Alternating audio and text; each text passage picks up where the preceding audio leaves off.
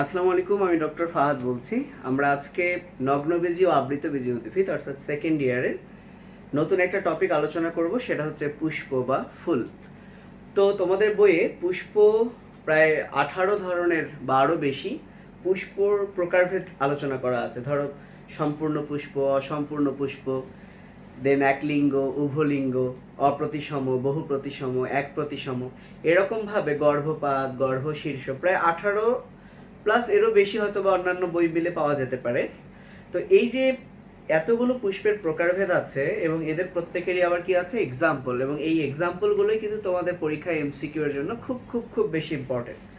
এখন আমরা যদি বুঝতে চাই তাহলে আমাকে একটা আদর্শ পুষ্পের গঠন কেমন আগে তো সেটা জানতে হবে।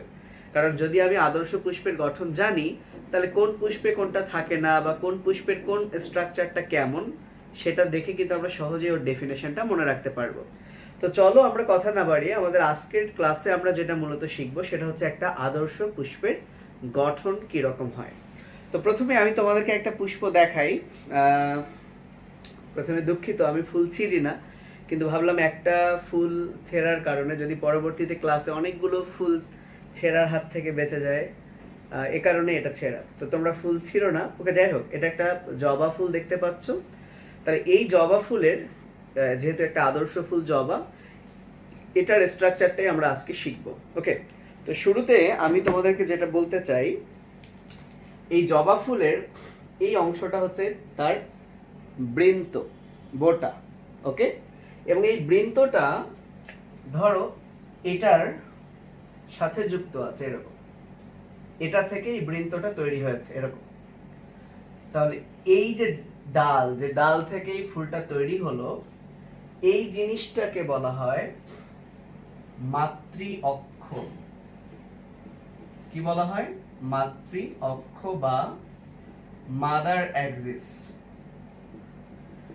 আচ্ছা, শুরুতে আমি আগে পুষ্প কাকে বলে এটা কিন্তু জ্ঞানমূলকে আসে, সেটার ডেফিনেশনটা দিয়ে আবার এখান থেকে আমি স্টার্ট করছি। তো পুষ্পের ডেফিনেশনে তোমাদের বইয়ে লেখা আছে, তোমরা সেই ছোটবেলা থেকেই কিন্তু পড়ে আসছো, যে পুষ্প হলো বিশেষভাবে রূপান্তরিত বিটপ। এই শব্দগুলোর অ্যাকচুয়ালি মিনিং আমাদের বুঝতে হবে, যে রূপান্তরিত তাহলে এটা কোন ধরনের রূপান্তর, বিটপ ব্যাপারটা কি। তাহলে পুষ্পের ডেফিনেশনটা আমি আগে একটু লিখি, যে বিশেষভাবে রূপান্তরিত বিটপ। আচ্ছা, প্রথম কথা, বিটপ কি আর রূপান্তরটা কিভাবে হয় সেটা বলার আগে আমি আরেকটা কথা বলে নিই। আচ্ছা, এই ফুলের তোমরা অন্তত এতটুকুই তো জানো যে ফুলের 4টা স্তবকের মধ্যে পুং আর স্ত্রী স্তবক আছে। তাহলে এই ফুলটা তৈরি হওয়া মানে তার মধ্যে পুং আর স্ত্রী স্তবক তৈরি হলো, এবং এই পুং আর স্ত্রী এরা কি করে, যৌন জননে অংশ নেয়। আর যৌন জনন হলে কি হবে? বংশবৃদ্ধি হবে, বংশবিস্তার হবে। তাহলে একটা ফুল অর্থাৎ একটা বিটপ যে রূপান্তরিত হয়ে ফুল হয়, এই ফুল হওয়ার উদ্দেশ্যটা কি, কারণটা কি, কেনই বা ফুল হয়? তোমাকে সুবাস দেওয়ার জন্য না, মূলত ফুলটা হয় তাদের বংশ বিস্তারের জন্য বা যৌন প্রজননের জন্য। তাই ডেফিনেশনটা তোমরা কিভাবে পূর্ণ করবা, যে উদ্ভিদের বা যৌন জনন বা বংশ বৃদ্ধির জন্য, তাহলে ফুল হলো যৌন জনন বা বংশ বৃদ্ধির জন্য বিশেষভাবে রূপান্তরিত বিটপ। আচ্ছা, তাহলে আমরা কারণটা বুঝলাম যে ফুল হওয়ার কারণটা কি, যৌন জনন বা বংশবৃদ্ধি। এখন কথা হচ্ছে বিটপ কি জিনিস। বিটপের আরো সহজ বাংলা হচ্ছে গাছের ডাল, ইংরেজিতে যেটাকে আমরা বলবো শুট বা কাণ্ড। তাহলে সহজ কথা, ফুল হচ্ছে এক ধরনের কাণ্ড, কিন্তু এই কাণ্ডটা বিশেষভাবে রূপান্তরিত, তাই তো নর্মাল কাণ্ডের মতো সেটা দেখতে না। তাহলে এই রূপান্তরটা কিভাবে হয় খেয়াল করো। আমরা যখন কাণ্ডের স্ট্রাকচার পড়েছিলাম যে কাণ্ড কেমন, তো তোমরা জানো কাণ্ডের যে জায়গাটা থেকে পাতা তৈরি হয় তাকে বলা হয় পর্ব, রাইট?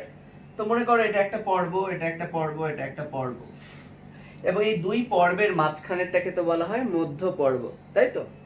তো যখন এই কাণ্ডটা অর্থাৎ এই বিটকটা রূপান্তরিত হয়ে ফুল হবে, তখন এই রূপান্তরটা কিরকম হবে? এই কাণ্ডটা অধিক ঘনীভূত হবে, অর্থাৎ হাইলি কনডেন্সড। সে কি হয়ে যাবে, কি বলবো এটাকে, চ্যাপ্টা হয়ে যাবে। বা ধরো আমরা যদি লম্বা একটা জিনিসকে এভাবে প্রেস করি, প্রেস করলে যা হয় সেরকম হবে।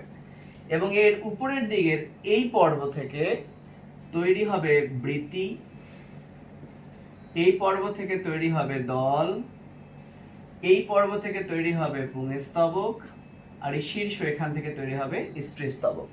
এবং এপাশেও যেহেতু বৃতি থাকবে, দল থাকবে, পুং থাকবে, মাথা থাকবে কি স্ত্রীস্তবক। অর্থাৎ তাহলে খেয়াল করে দেখো, এই একই জিনিসটা যদি এরকম চ্যাপ্টা হয়ে একটা ফুল হয়, তাহলে সবার বাইরের দিকে থাকছে কি বৃতি, তার ভেতরে থাকছে দলমণ্ডল, তার ভেতরে থাকছে পুংস্তবক, তার ভেতরে থাকছে স্ত্রীস্তবক। তো আমি যেটা বোঝাতে চাচ্ছি তোমাদেরকে, যে রূপান্তরটা হয় কিভাবে, এরা অধিক ঘনীভূত হয়, অর্থাৎ স্থূল হয়ে যায় কাণ্ডটা। ঠিক আছে, যাই হোক, এটা না জানলেও হবে। তো এখন আমরা তাহলে পুষ্পের ডেফিনেশনটা আশা করি বুঝতে পেরেছি, যে পুষ্প আর কিছুই না, এটা একটা মডিফাইড শুট, রূপান্তরিত কাণ্ড। কেন রূপান্তরটা হয়? যৌন জননের জন্য। ওকে, এবার তাহলে আমরা এই পুষ্পের গঠন পড়বো। তাহলে আমি এটা একটু মুছে দিলাম। তাহলে পুষ্পের গঠনে আমরা একটা জিনিস পড়লাম, যে পুষ্পটা যে অক্ষ বা যে কাণ্ড থেকে উৎপন্ন হচ্ছে সেটার নাম হচ্ছে মাতৃ অক্ষ বা মাদার এক্সিস। তাহলে মাতৃ অক্ষের ডেফিনেশনটা কি হবে, এটা কিন্তু জ্ঞানমূলকের জন্য ইম্পর্টেন্ট। আমি ডেফিনেশনটা এখানে লিখে দেই। যে অক্ষ হতে, তোমরা নিচে বা কোথাও লিখে রাখো, যে অক্ষ হতে পুষ্পের সৃষ্টি হয়, যে অক্ষ হতে পুষ্পের সৃষ্টি হয় তাকেই বলা হয় মাতৃ অক্ষ বা মাদার এক্সিস। নামের মধ্যে আছে মাতৃ, অর্থাৎ এখান থেকে মা থেকে কিছু তৈরি হবে। ঠিক আছে, তাহলে এটাই হচ্ছে মাতৃ অক্ষ। এখন এই যে এটা আঁকলাম, এই জিনিসটা কি আসলে? এই জিনিসটা হচ্ছে ফুলের বোটা বা বৃন্ত। তাহলে একটা পুষ্পের অংশ কিন্তু শুরু হয়ে গেল। মাতৃ অক্ষ কিন্তু পুষ্পের অংশ না। তাহলে পুষ্পের এই অংশটাকে আমরা কি বলবো? বৃন্ত। ইংরেজিতে হচ্ছে পেডাঙ্কল। শব্দটা মনে রাখলেও রাখতে পারো, বাট তোমাদের বৃন্ত কথাটা মনে রাখতে হবে। এবার যেটা ইম্পর্টেন্ট, এই বৃন্তটা উপরে থাকবে পুষ্পাক্ষ। আমি যদি তোমাদেরকে একটু দেখাই, একটু এভাবে দেখাই, এই যে একটা জবার কলি আমি ধরে আছি, এই জিনিসটা হচ্ছে বৃন্ত। কিন্তু খেয়াল করো, এই বৃন্তের উপরে একটু সবুজ হয়ে গেছে, দেখছো? হ্যাঁ, বৃন্তের ঠিক উপরে এই যে একটা সবুজ কালার, এই গ্রিন কালার, এই জিনিসটাই হচ্ছে পুষ্পাক্ষ। অর্থাৎ পুষ্পের সকল স্তবক যে অক্ষের মধ্যে থাকে সেটাই হচ্ছে পুষ্পাক্ষ। তাহলে আমার এই আঙ্গুলটা কিন্তু মাতৃ অক্ষ, এখান থেকেই বৃন্ত তৈরি হয়েছে। আর পুষ্পের স্তবকগুলোকে ধরে রেখেছে যেটা, তার নাম হচ্ছে পুষ্পাক্ষ। এর ইংরেজি হচ্ছে ফ্লোরাল এক্সিস। তাহলে এই মাতৃ অক্ষ আর পুষ্পাক্ষ উল্টাপাল্টা করবে না। তাহলে আমি যেটা বোঝাচ্ছি, এই পর্যন্ত যদি বৃন্ত হয়, তাহলে ওকে, তাহলে এই যে সবুজ কালারের এই অংশটার নাম হচ্ছে, এই পুরো অংশটার নাম হচ্ছে পুষ্পাক্ষ। পুষ্পাক্ষ বা ফ্লোরাল এক্সিস। তাহলে পরীক্ষায় যদি বলে পুষ্পাক্ষের ডেফিনেশন কি, তাহলে পুষ্পাক্ষের ডেফিনেশন হবে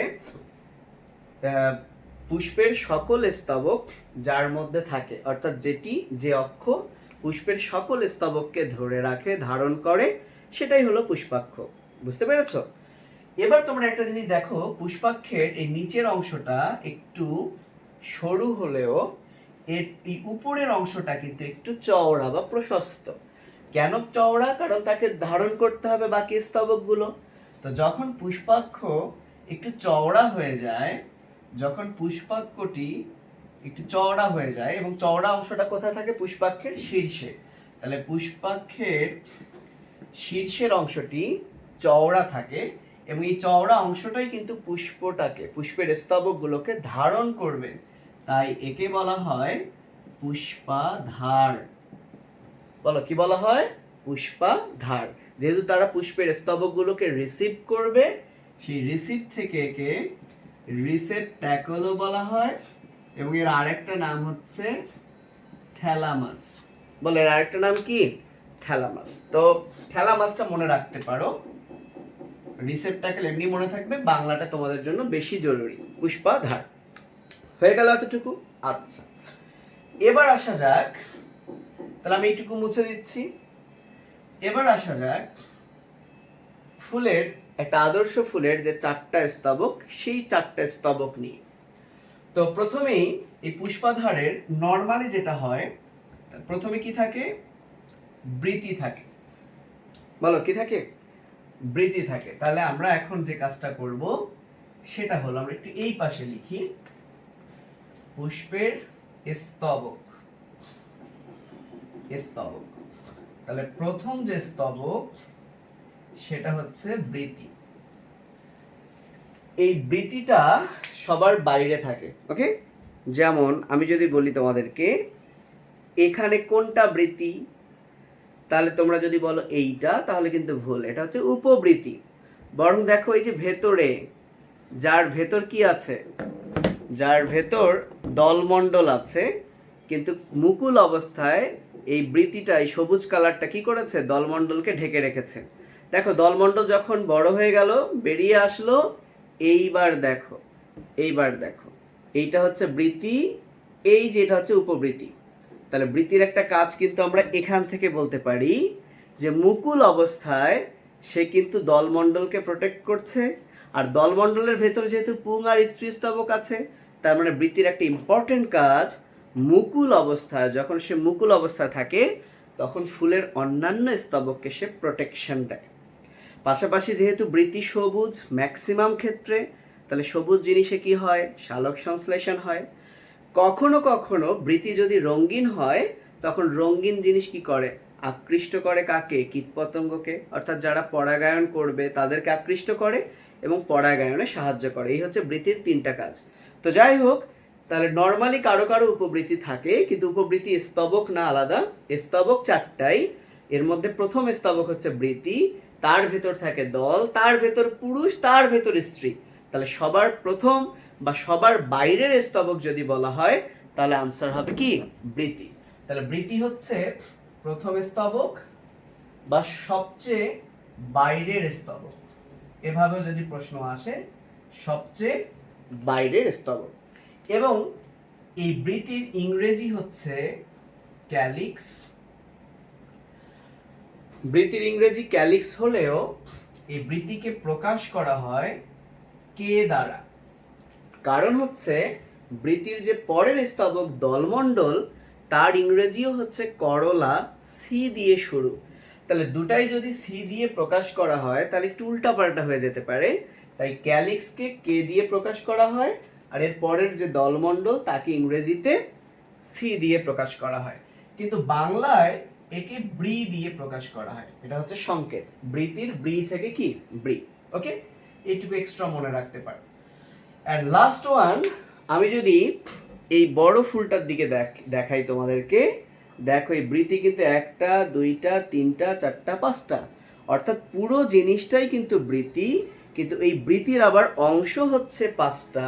তাহলে বৃতির প্রত্যেকটা অংশকে আমরা বলবো, বাংলায় যদি বলি তাহলে বলবো বৃত্তাংশ। এইখানে অনেক বইয়ে আকার দেওয়া আছে বৃত্তাংশ, তো আমার কাছে মনে হয় বৃত্তাংশ এটাই সঠিক। যদি আকার সঠিক হয় তাহলে ওটাই, আমার ভালো জানা নাই, আমার কাছে মনে হয় এটাই সঠিক। সো বানানটা একটু খেয়াল করবা। এবং এই বৃত্তাংশর ইংরেজি হচ্ছে সেপাল। তাহলে পরীক্ষায় কিন্তু খুব আসে যে সেপাল কি, তাহলে সেপাল হচ্ছে বৃতির অংশ, যার অপর নাম বৃত্তাংশ। ব্যাপারটা ক্লিয়ার? এতটুকু ক্লিয়ার? ওকে, আর কিছু আপাতত লাগবে না বৃতি থেকে। এবার আসো ফুলের দ্বিতীয় স্তবক। তাহলে দ্বিতীয় স্তবক, আমি যদি একটু ফুলটাকে একটু নিচে আঁকি, এটা হচ্ছে ধরো, তাহলে এটা ছিল বৃতি। এবার আমি ধরো কি আঁকলাম? এইটা হচ্ছে দলমণ্ডল। তাহলে এটা হচ্ছে দ্বিতীয় স্তবক। তাহলে দ্বিতীয় স্তবকের নামটা কি? দলমণ্ডল বা ইংরেজিতে করলা। এবং একে প্রকাশ করা হয় সি দ্বারা, বা দলমণ্ডল বাংলায় প্রকাশ করা হয় সংক্ষেপে দ দ্বারা। বুঝতে পেরেছো? তাহলে এই দলমণ্ডল অর্থাৎ সহজ কথা, এই যে এই পুরো রঙিন যে গোলাপি কালার যেটা দেখছো এটাই হচ্ছে দলমণ্ডল, এবং এর আবার 5টা অংশ আছে। এই প্রত্যেকটা অংশকে তাহলে আমরা কি বলবো? তাহলে দলের অংশকে আমরা কি বলবো? দলাংশ। আচ্ছা, কি দলাংশ বলে কি কোনো শব্দ আছে নাকি? মনে হয় আছে। অথবা যেটাকে আমরা বলি পাপড়ি। বলো, আমরা কি বলি এটাকে? পাপড়ি। বাট এর ইংরেজিটা পরীক্ষায় আসে পেটাল। পরীক্ষা আসতে পারে পেটাল কি? তাহলে পেটাল হচ্ছে দলমণ্ডলের অংশ, যার অপর নাম দলাংশ বা পাপড়ি। এবং এটার উপর ভিত্তি করে আবার ফুলের ক্লাসিফিকেশন আছে, সেগুলো আমরা পরে তো শিখবই। আজকে শুধু কি কি স্ট্রাকচার সেটা দেখাচ্ছি। তাহলে এটা হচ্ছে দ্বিতীয় স্তবক, যেটা প্রথম স্তবকের পরে, অর্থাৎ বৃত্তির ভেতরে থাকে। এভাবে আসতে পারে, বৃত্তির ভেতরে কি থাকে? সবই থাকে। তাহলে বৃত্তির একদম পরে কি থাকে? তাহলে সেটা হবে কি? দলমণ্ডল। এবার আসো 3 নাম্বার যে স্তবক, তাহলে এই দুইটা কি হয়েছে? এই দুইটা যদি হয়ে থাকে, আমি আচ্ছা এখানেই লিখি। তৃতীয় স্তবক যেটা, তাকে আমরা বাংলায় বলবো পুংস্তবক। এর ইংরেজি হচ্ছে অ্যান্ড্রিসিয়াম। তো খেয়াল করে দেখো, তোমরা অ্যান্ড্রয়েড সেট ইউজ করো, তাই না? সে অ্যান্ড্রো মানে হচ্ছে পুরুষ বোঝাতে, আর গাইনাকোলজি, গাইনি মানে স্ত্রী বোঝায়, ঠিক আছে? তাহলে অ্যান্ড্রিসিয়াম, তো এই অ্যান্ড্রিসিয়াম মানে হচ্ছে পুংস্তবক, এবং এটা হচ্ছে ফুলের তৃতীয় স্তবক। এবং তোমরা জানো পুরুষ আর স্ত্রী জননে অংশ নেয়, আর জনন করলেই নতুন আবার একটা কি উদ্ভিদ তৈরি হবে। তাই একটা পুষ্পের এই পুং আর স্ত্রী, এই 4টা স্তবক কি হচ্ছে তাদের অত্যাবশ্যকীয় বা প্রধান স্তবক। তাহলে এই দুইটাই হচ্ছে অত্যাবশ্যকীয় বা প্রধান স্তবক, আর এরা কিন্তু জননে অংশ নেয় না। তাই এই দুইটাকে বলা হয় সহকারী স্তবক। তাহলে এখন যদি একটা এমসিকিউ আসে যে পুষ্পের প্রথম অত্যাবশ্যকীয় স্তবক কোনটা, তাহলে আনসার হবে কিন্তু পুংস্তবক। কারণ এই দুইটা হচ্ছে প্রধান বা অত্যাবশ্যকীয় স্তবক, কিন্তু এই দুইটার মধ্যে আবার প্রথম কোনটা? পুং, তারপরে কোনটা? স্ত্রী। তাহলে গাইনি মানে যেহেতু স্ত্রী, তাহলে এর ইংলিশটা হচ্ছে গাইনিসিয়াম, বা একে পিস্টিলও বলা হয়। বানানটা ভুল হলে দেখে নিও, পিস্টিলও বলা হয়, দরকার নাই, স্ত্রী স্তবক। এবং আমরা এখন এই দুইটা স্তবকের স্ট্রাকচার নিয়ে একটু কথা বলবো, তাহলে আমাদের পুষ্পের গঠন কিন্তু আজকে শেষ হয়ে যাবে। তো প্রথমে আসি পুংস্তবক। এই পুংস্তবকের প্রতিটি অংশকে বলা হয় পুংকেশর, যার ইংরেজি হচ্ছে স্ট্যামেন। যদি ভুলে যাও, নামের মধ্যেই কিন্তু মেন আছে। মেন মানে কি? পুরুষ। তাহলে এটা হচ্ছে পুরুষের অংশ। তাহলে পুংস্তবকের প্রত্যেকটি অংশকে কি বলা হয়? পুংকেশর বা স্টামেন। এবং এই পুংকেশরের 2টা অংশ থাকে। এটা একটা পুংকেশর, এর 2টা অংশ। এই অংশটাকে বলা হয় পুংদণ্ড, ইংরেজিতে বলা হয় ফিলামেন্ট। আমি আবারও বলছি, ইংরেজিগুলো লাগবে না, বাংলায় লাগবে, কিন্তু ইংলিশ ভার্সনে যদি কেউ দেখে তারা যাতে একটু বুঝতে পারে, তাই আমি ইংরেজিগুলো বলে দিচ্ছি। আর এই যে মাথার এই অংশটা, এটাই মূলত পরাগরেণু ধারণ করে, তাই এটাকে বলা হয় পরাগধানী, যার ইংরেজি হচ্ছে অ্যান্থার। যার ইংরেজি কি? Another, ANTHER।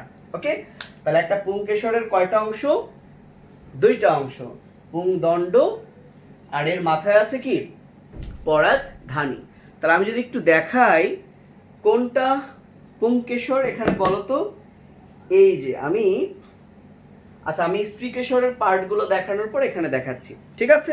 ওকে, তাহলে পুংস্তবকের একককে কি বলে? পুংকেশর। পুংকেশরের 2টা অংশ, পুংদণ্ড, আর এর মাথার স্ফীত অংশটার নাম পরাগধানী, যে কি করে? পরাগরেণু ধারণ করে। এবং সেটা পরের জননে অংশ নেয় কিভাবে সেগুলো আমরা হয়তোবা পরবর্তীতে পড়বো। সো আমাদের লাস্ট স্তবক, সর্বশেষ স্তবক। আর সর্বশেষ মানে কি, এটা যদি বাইরে হয় তাহলে সর্বশেষটা কি, সবচেয়ে ভেতরের স্তবক। তাহলে পরীক্ষায় যদি এভাবে আসে যে সবচেয়ে ভিতরের স্তবক কোনটা, তাহলে সবচেয়ে ভিতরের স্তবক হচ্ছে কিন্তু স্ত্রী স্তবক বা গাইনিসিয়াম। এবং এই গাইনিসিয়ামের প্রত্যেকটি অংশকে, এটা যদি হয় পুংকেশর তাহলে তোমরাই বলো এটা হবে স্ত্রীকেশর বা গর্ভপত্র, বা অথবা গর্ভকেশরও বলা যায়, গর্ভকেশর। তাহলে কেশর, তাহলে স্ত্রীকেশর বা গর্ভপত্র বা কি গর্ভকেশর। এবং প্রত্যেকটা স্ত্রীকেশরের 3টা অংশ তোমরা নিশ্চয়ই এরকম দেখেছো, তোমরা নিশ্চয়ই।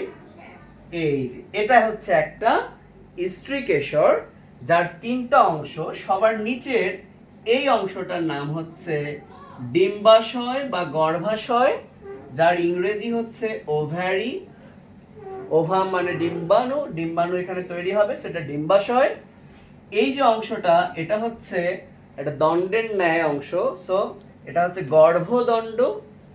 এটা কি গর্ভদণ্ড, যাকে ইংরেজিতে বলে, ওইদিকে দেখা যাচ্ছে কিনা আমি জানি না, স্টাইল। কি বলে? স্টাইল। আর এই জায়গায় পরাগরেণু এসে যেখানে বসে, যেখানে পরাগায়ন হয়, এটাকে বলে গর্ভমুণ্ড, যার ইংরেজি হচ্ছে স্টিগমা। শব্দগুলো দেখো, নামেও কিন্তু মা আছে, এটা অবশ্যই স্ত্রী রিলেটেড। আর স্টাইল ইংলিশেও যদি আসে, মেয়েরা একটু বেশি স্টাইল করে, হ্যাঁ, আর ওভাম তো বুঝতেই পারবে, তাই না?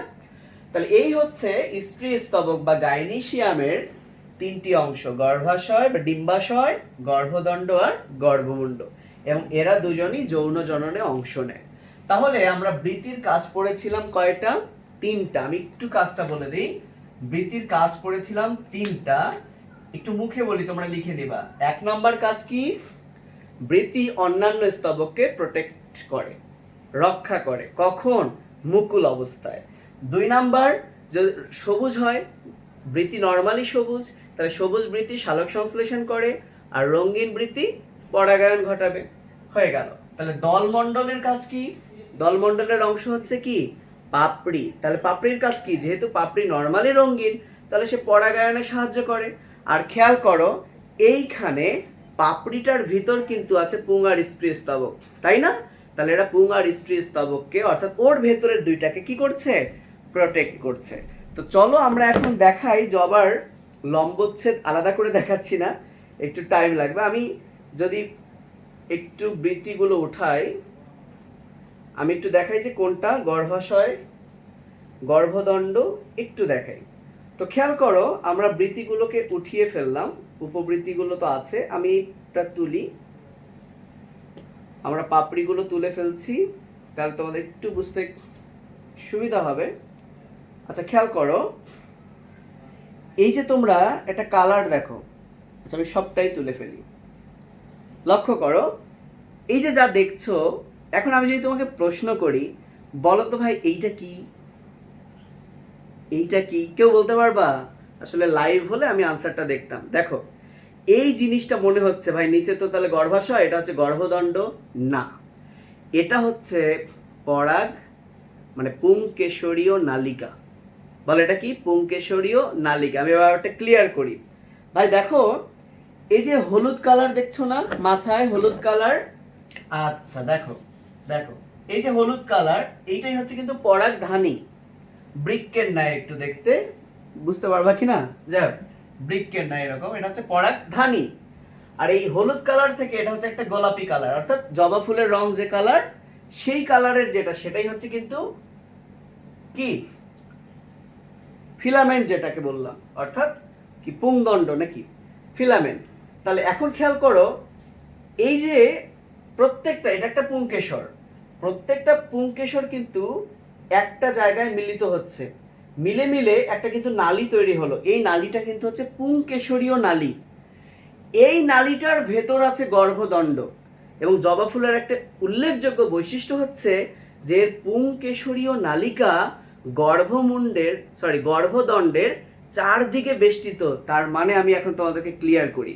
দেখো আমি একটু তুলছি, খুব খেয়াল করো, খুব খেয়াল করো। এই যে পিঙ্ক কালার দেখছো না, পিঙ্ক কালারের ভেতরে একটা হোয়াইট কালারের কিছু দেখা যাচ্ছে। এই যে এই যে এই যে এইখানে এই যে একটু হোয়াইট কালার, দেখো ভাই এইটা হচ্ছে স্টিগমা, গর্ভমুণ্ড। এই স্টিগমা দেখো কয়টা, 1 2 3 4 5টা স্টিগমা, 5টা গর্ভমুণ্ড। এই স্টিগমার নিচে এখানে দেখো একটা হোয়াইট কালার, এই যে আমি একটু কালো করে দিলাম, কালো করে দিলাম। এইটা হচ্ছে গর্ভদণ্ড, এবং এই গর্ভদণ্ডের চারদিকে কিন্তু পুংকেশরীয় নালিকা অবস্থিত। সেটাকে এভাবে এখন তোলা যাবে না, এর ভেতরে আছে ভাই গর্ভদণ্ড। এই যে উঠালে দেখো ভেতরে একটা হোয়াইট কালার পাবে, সেটা গর্ভদণ্ড। সো এটা ইম্পর্টেন্ট যে এইটা কিন্তু পুংকেশরীয় নালিকা, এবং পুংকেশরীয় নালিকাটা কি আছে, গর্ভদণ্ডের চারদিকে বেষ্টিত আছে। এবং আমরা যদি এই পুংকেশরীয় নালিকাটাকে তুলে ফেলি, নিচের দিকেই আমরা পাবো গর্ভাশয়। তো আমরা সেটা আর বের করে তোমাদেরকে আজকের ক্লাসে দেখাচ্ছি না। সো এই হচ্ছে ওভারঅল একটা আদর্শ পুষ্পের গঠন। তোমরা যদি এতটুকু এই নামগুলো, ইংরেজি নামগুলো যদি তোমরা ক্লিয়ার হও, তাহলে ইনশাআল্লাহ এরপরে সম্পূর্ণ পুষ্প কি, অসম্পূর্ণ কি, বিভিন্ন পুষ্প যখন আমরা পড়বো, তখন এই টার্মগুলো তো আসবেই, তখন তোমাদের বুঝতে সহজ হবে। তো আজকে এই পর্যন্ত, অনেক কথাই হলো। আল্লাহ হাফেজ, আসসালামু আলাইকুম।